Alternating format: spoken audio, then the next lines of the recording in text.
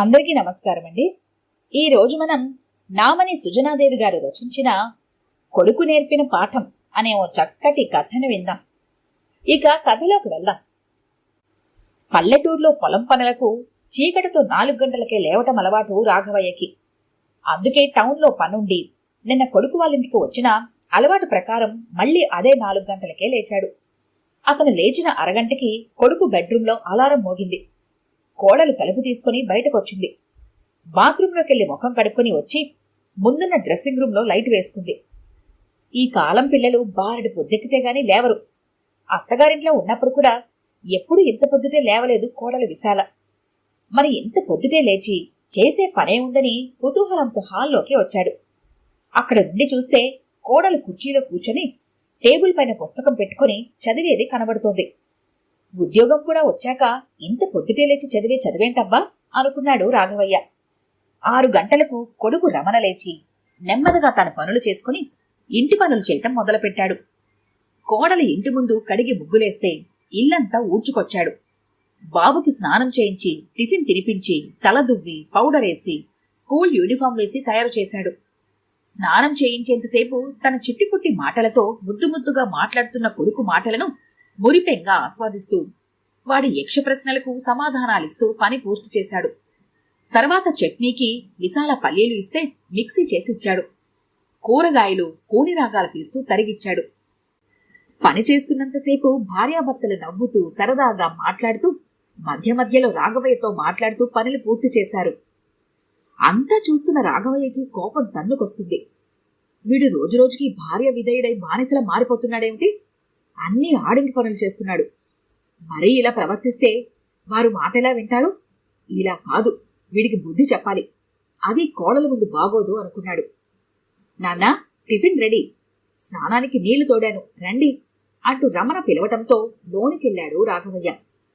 మావయ్య, ఇదిగోండి టవల్ అంటూ అందించింది విశాల. టిఫిన్ తినగానే ఇంకా టౌన్లో పని పూర్తి కాలేదురా, చూసుకొని అట్నుండటే ఇంటికెళ్ళిపోతాన్రా అన్నాడు రాఘవయ్య. అదేంటి మావయ్య, పని పూర్తయ్యాక ఇటే రండి, అంతగా అయితే నీకు వెళ్దురుగాని, అక్కడ అత్తయ్య ఎదురు చూస్తుందేమో అంది విశాల. తాతయ్య, నేను స్కూల్ నుండి రాగానే నాకు కథ చెప్తానన్నావు ఫిర్యాదుగా అన్నాడు మనవడు సాయిరాం. సాయంత్రం దగ్గరలోని గుడికి వెళ్దాం రండి నాన్న అన్నాడు రమణ. సరే అయితే, పనయ్యాక నా స్నేహితుడు శివయ్య దగ్గరికెళ్ళి సాయంత్రం వస్తాను, భోజనం అక్కడే చేస్తాను అన్నాడు రాఘవయ్య. వెంటనే భర్తకి బాబుకి తనకి క్యారేజీలు సర్దేసింది విశాల. అంతా బయటకు నడిచారు. సాయంత్రం విశాల ఇంటికి రాగానే స్నానం చేసి దీపం వెలిగించి వేడివేడి పకోడీ వేసేసరికి అంతా వచ్చేశారు. అవి తిన్నాక, నాన్నా, మీరు నేను బాబుతో కలిసి గుడికెళ్దాం రండి అంటూ బయలుదేరదీశాడు రమణ. అదే విశాల రాదా అన్నాడు రాఘవయ్య. లేదు నాన్న, తనకి పరీక్ష ఉంది, డిపార్ట్మెంటల్ టెస్టు, పైగా తనకి ఒంట్లో బాలేదు అంటూ బయటకు నడిచాడు రమణ. అంతా గుడికెళ్లి వెంకటేశ్వరుని దర్శనం చేసుకుని ప్రశాంతంగా కోనేటి గుట్టున కూర్చున్నారు. బాబు అటు ఇటు తిరుగుతూ ఆడుకుంటుంటే మురిపెంగా చూస్తూ గమనిస్తున్నాడు రమణ. రమణ ముఖంలో ఆనందాన్ని వింతగా చూస్తున్నాడు రాఘవయ్య. మెట్లెక్కేటప్పుడు 1, 2, 3 అంటూ కొడుకుతో అంకెలు చెప్పిస్తూ ఆటలాడుకుంటూ ఎక్కినట్టే ఎక్కాడు రమణ. గుళ్ళో శుక్లాంబరధరం సరస్వతి నమస్తుభ్యం శ్లోకాలు, హరే రామ భజనలు తాను పాడుతూ కొడుకు చేత పాడించాడు. ముద్దు మాటలతో సొంతంగా బాబే శ్లోకాలు చెప్పాడు. అక్కడ గోడలపై ఉన్న పురాణాల్లోని బొమ్మలను చూపిస్తూ వాటి వెనుకనున్న కథలను హావభావాలతో కొడుకు ప్రశ్నలకు సమాధానాలిస్తూ రమణ చెబుతుంటే అబ్బురంగా చూస్తూ ఆసక్తిగా విన్నాడు బాబు. వాళ్ళిద్దరినీ అలా చూస్తుంటే ఎందుకో అపురూపంగా అనిపించింది రాఘవయ్యకు. తనకు 5గురు సంతానమున్నా తానెప్పుడూ ఎవరితో ఇంత సాన్నిహిత్యాన్ని ఏర్పరచుకోలేదు. ఇక్కడ సాయిరాం తండ్రి భుజాలపై ఎక్కడం, చల్చల్ గుర్రమంటూ తండ్రి వీవుపై ఎక్కడం, ఇదంతా కొత్తగా అనిపిస్తుంది అతనికి. తన పిల్లలు తన వస్తున్నాడంటేనే భయంతో పారిపోయి తలుపు చాటున అమ్మ కొంగు చాటున నక్కడం మాత్రమే తెలుసు.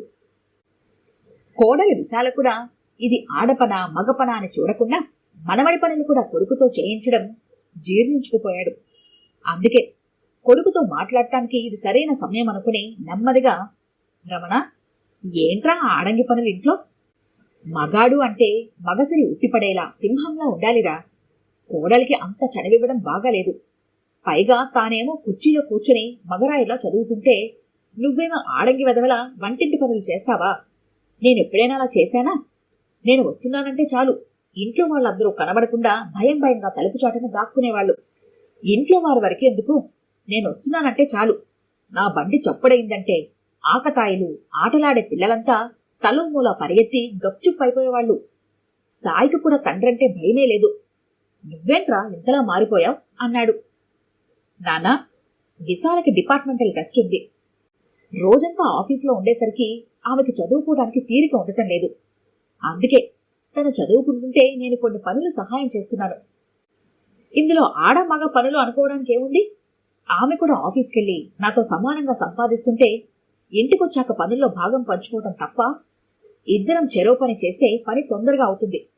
దొరికిన సమయం ఇద్దరం ఎంజాయ్ చేస్తాం. ఇక సాయి గురించి అంటారా? వాడిది పసి వయసు. వాడు తప్పు చేస్తే తప్పని బెదిరించి నచ్చ చెబుదాం. గుప్పిట మూసినంత వరకే భయం ఉంటుంది. అది తెరిచి దెబ్బ వేస్తే రాటుదేవి భయం పోతుంది. ప్రేమగా ఏ విషయం చెప్పినా పిల్లలు త్వరగా అర్థం చేసుకుంటారు. అన్నట్లు చీకటి పడింది. తెల్లవారితే విశాల బర్త్డే. ఆమెకు చెప్పకుండా సర్ప్రైజ్ చేయాలని చీర తీసుకున్నాను. దారిలో లేడీస్ టైలర్ దగ్గర ఆగి బ్లౌజ్ తీసుకెళ్ళాలి. త్వరగా వెళ్దాం పదండి అంటూ బయలుదేరదీశాడు రమణ. తెల్లవారి విశాల లేచి గుమ్మంలోకి రాగానే బెలూ నుండి పూలు ఆమెపై పడేటట్లు చేసి చప్పట్లు కొడుతూ హ్యాపీ బర్త్డే అంటూ రమణ సాయి పాడేసరికి ఆమె ఆశ్చర్యపోతూ, పరీక్షల హడావిడిలో నా బర్త్డే నేనే మర్చిపోయాను అంది. భర్త కొత్త చీర తెచ్చిస్తే, అబ్బా ఎందుకివన్నీ, మీరుంటే చాలు అంటూ భర్తను ప్రేమగా చూస్తూ కాళ్లు మొక్కడం రాఘవయ్య దృష్టిని దాటిపోలేదు.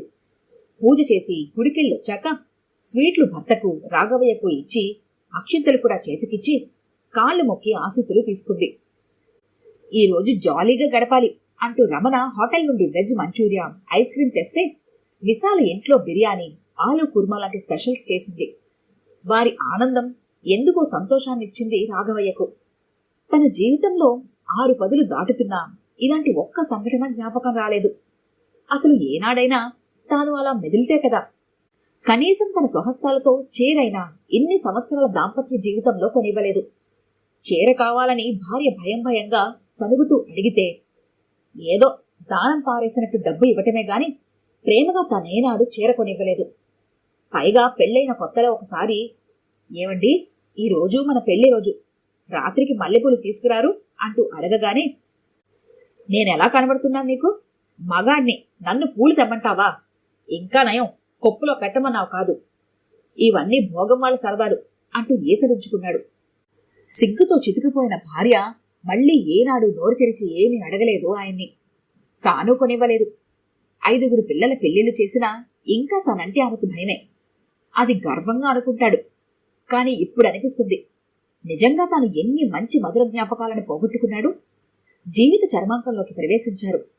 ఆమెకి తాను, తనకి ఆమె తప్ప ఎవరుంటారు తోడు? పాపం, పెళ్లైన దగ్గర నుంచి ఊడిగం చేయడానికి తప్ప దేనికి నోచుకోలేదు ఆమె. ఇలా అనుకున్నదే తడువుగా కొడుకు కోడలు ఎంత ఉందమని బ్రతిమలాడినా వెళ్లాలంటూ ఆగకుండా టౌన్కెళ్లి పట్టుచీర, గాజులు, పూలు కొనుక్కుని ఇంటికెళ్లాడు. తలుపు తెరిచి రాఘవయ్యను చూడగానే కాళ్లకు నీళ్ళివ్వడానికి వెనుతిరుగుతూ, కోడలు కొడుకు మనవడు బావున్నారా అంటూ వెళుతుంటే కొంగు ఎక్కడో చిక్కుకున్నట్టు అనిపించి వెనుతిరిగింది తులసమ్మ. భర్త చేతిలో ఉన్న తన కొంగును చూస్తూ అయోమయంతో అలానే నిల్చుండిపోయింది. ఆమెను అలానే లాక్కుని గుండెలకు పొదవుకుంటూ చేతిలోని సంచిని ఆమెకు అందించాడు. అందులోని చీరను, గాజులను, పూలను చూసి నివ్వెరపోయింది. కళా నిజమా తెలియనట్లు బిత్తరపోయింది. తపస్సు చేయకుండానే దేవుడు ప్రత్యక్షమే వరమిచ్చినట్లు ఉంది ఆమె పరిస్థితి.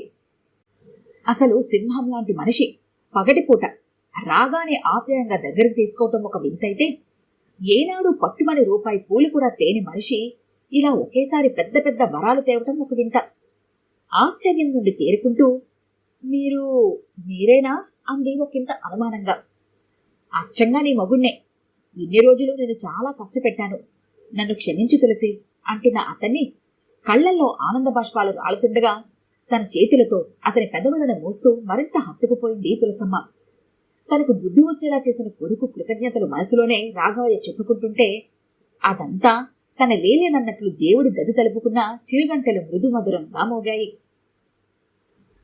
ఈ కథ గనుక మీకు నచ్చినట్లయితే లైక్ చేయండి, షేర్ చేయండి.